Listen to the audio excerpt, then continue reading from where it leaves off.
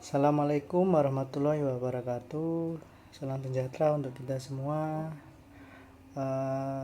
Di kesempatan yang berbahagia ini, saya akan menyampaikan tentang fakta hukum, isu hukum, proposisi, metode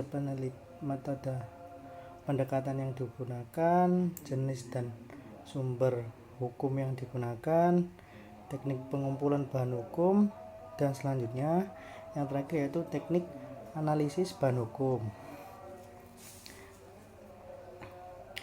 Yang pertama yaitu fakta hukum. Virtual police jadi sorotan. Langkah kepolisian menangkap salah satu warga di Jawa Tengah gara-gara mengunggah suatu nyinyiran terhadap wali kota Solo yang bernama Gibran Rakabuming Raka yang dipertanyakan dan dianggap sebagai suatu tindakan yang berlebihan. Hal ini juga banyak dinilai sebagai langkah mundur pada iklim demokrasi yang ada di Indonesia. Kondisi ini bermula ketika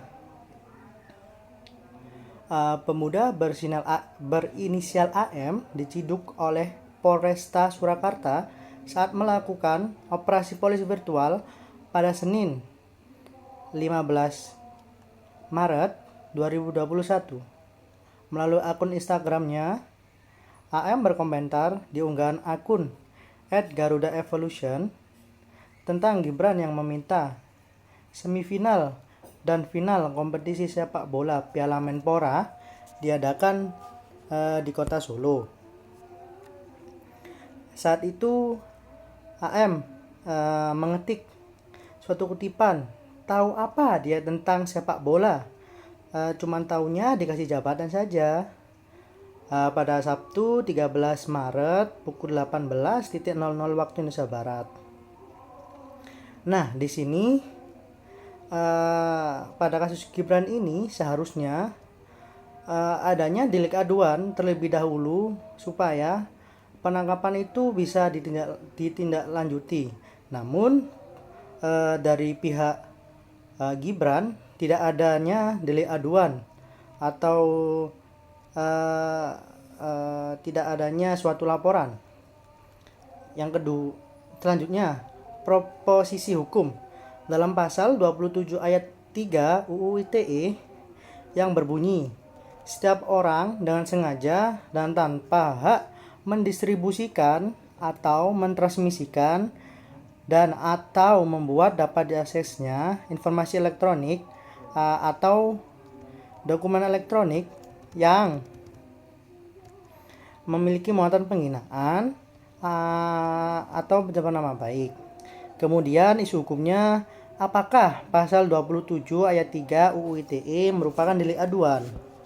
Yang kedua, selanjutnya metode pendekatan yang digunakan. Yang pertama, pendekatan kasus atau case approach. Yang kedua, pendekatan perundang-undangan. Yang ketiga, pendekatan historis, pendekatan perbandingan, dan pendekatan konseptual. Selanjutnya, jenis bahan hukum yang saya gunakan pada penelitian saya saat ini yaitu bahan hukum sekunder, mencakup KUHP pasal 310 ayat 1, kemudian pasal 27 ayat 3 Undang-Undang ITE, kemudian dari buku R. Susilo, Kitab Undang-Undang Hukum Pidana. Kemudian teknik pengumpulan bahan hukum yang saya pakai yaitu yang pertama melalui penelitian pustaka atau library research.